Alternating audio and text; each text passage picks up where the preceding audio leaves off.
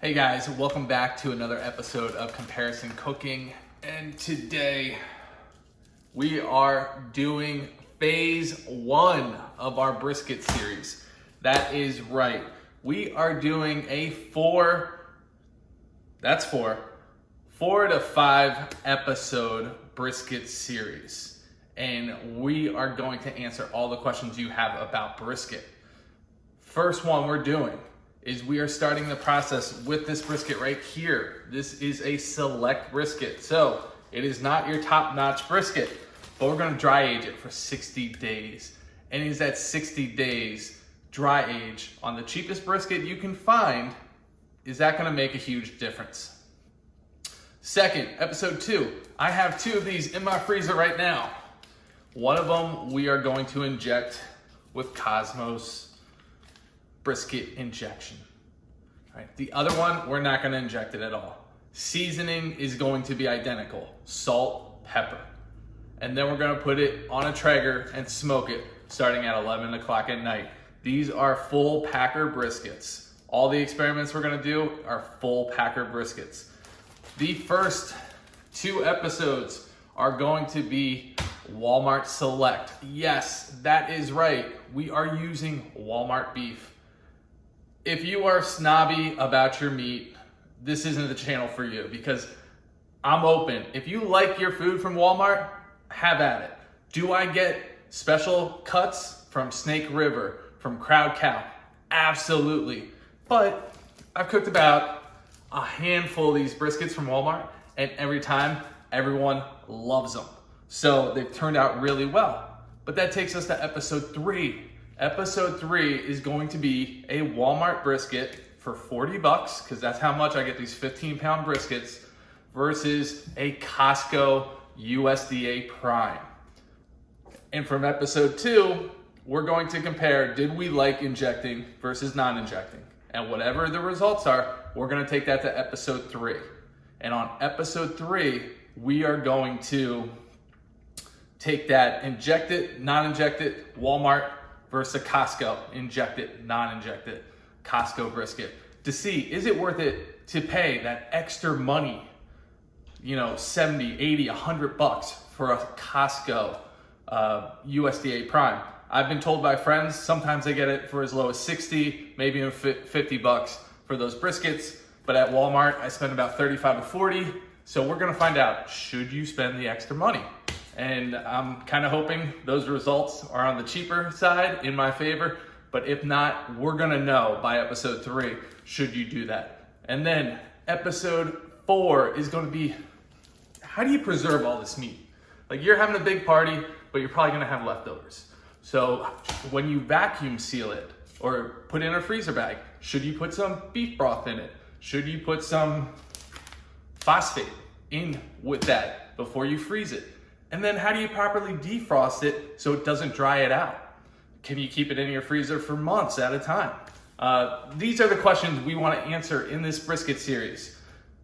And episode 5, what do you do with your leftovers? We want to show you how to make some epic meals out of your leftovers so you're not just eating brisket sandwich all the time. So we are going to show you all these questions I've had burning in my brain. So make sure you subscribe so you're notified every time a new video on this brisket series comes out. Make sure you subscribe so when we go live in between the episodes and we talk about everything going on, you get notified and you get to join in on the fun. There's a lot of awesome things going on with this channel right now, so make sure you subscribe, like, and leave a comment. For the next few minutes, I'm gonna unwrap this and put it into a umai bag to dry age it for 60 days. So I'm gonna stop talking and I'm gonna show you how I do that right now.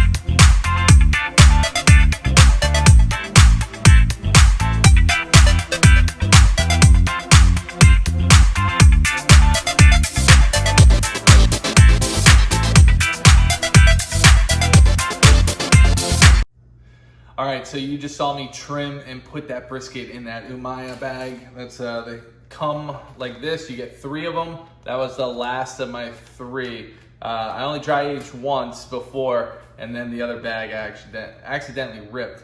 Now, 99% of the time, you're supposed to transfer from the cryovac bag into the Umaya bag directly with a clean handoff. I soaked the outside of the bag to prevent germs, and I soaked up my cutting board. Now, for whatever reason, there were tiny brown spots around one strip. Like I said, I've cooked these briskets before. I don't know if Walmart freezes their briskets and then defrost and then freezes again and transport, but they can tend to get that little bit of brown spot. Nothing to be alarmed with. You just cut it off. I was thinking about leaving it on because when we cut into that dry aged brisket 60 days from now, you're gonna cut back a lot of it. But I thought, you know what, better to be safe now. Instead of trying to ruin the whole brisket, I'll just water and soak my cutting board up really, really well. Same thing with the cryo bag, same thing with my Filet knife, and I'll trim it back now. And then hopefully no bacteria went into the bag that will contaminate the dry age process. I am releasing this video right away for this 5-part series. So in a few months, 2 months to be exact, I'm gonna be releasing the finished product of this dry age, and we're gonna be cooking it up. I'll show you another dry age I did at the end of the dry age, just so you can get an idea of what the finished product is going to look like. But you might as well subscribe right now if you are a brisket lover, if you want to cook more brisket. If you've never cooked one in your life and you want to know these answers, subscribe and share with your friends, especially if they are trying to up their brisket game. That's all I have for today. So you guys have a great day. I'll see you next week.